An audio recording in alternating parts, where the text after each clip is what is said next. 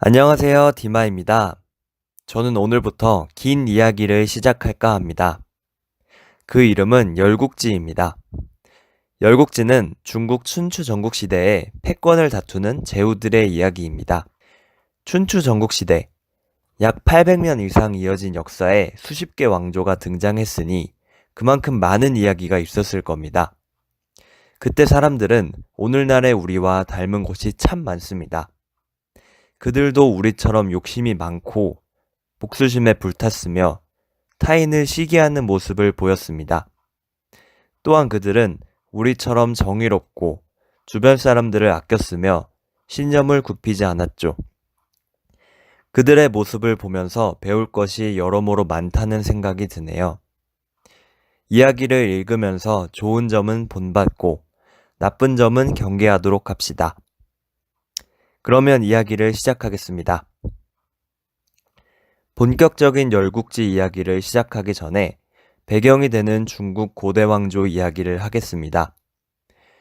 중국의 고대신 반고가 세상을 창조하고 사망과 오제의 시대가 이어집니다.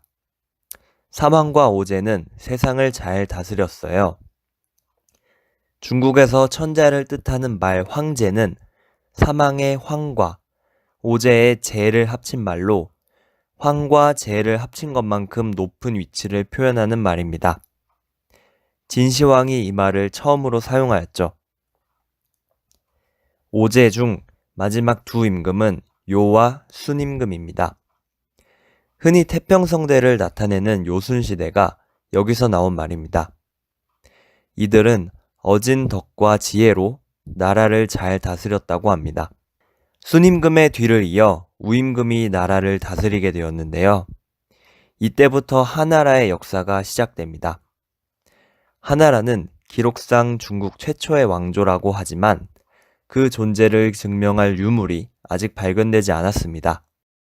그래서 역사학자들은 사망 오제부터 하나라까지의 역사를 신라시대로 보는 입장이 대다수입니다. 대다수의 나라가 그렇듯 하나라도 폭정과 탐욕으로 인해 멸망합니다.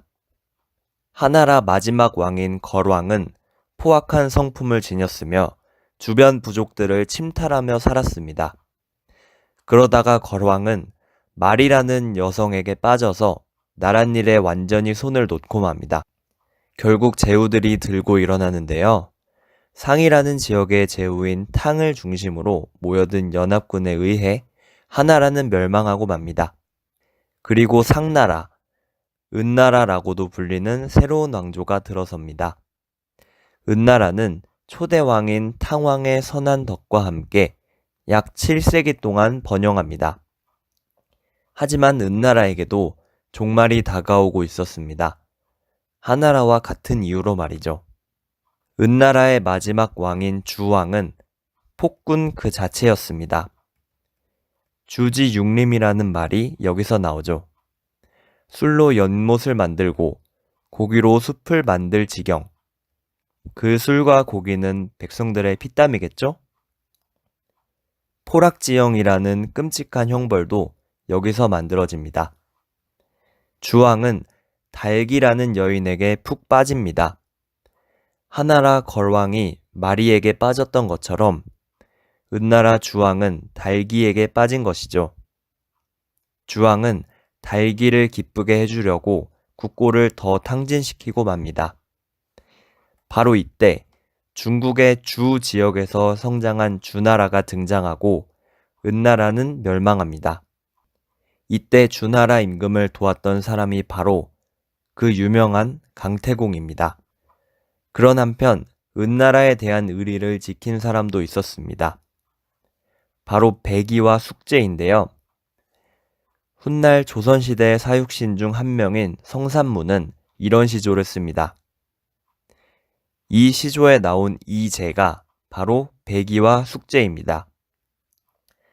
그들은 수양산에 들어가 고사리를 먹으며 충절을 지키며 살았다고 합니다. 중국은 한나라가 다스리기에는 너무 넓습니다. 그래서 주나라 왕은 강태공과 자신의 형제들을 제후로 삼아 각 지역을 다스리게 했는데요. 이것이 바로 춘추 전국시대의 시작을 알리는 계기가 되었습니다. 형제는 이촌관계죠.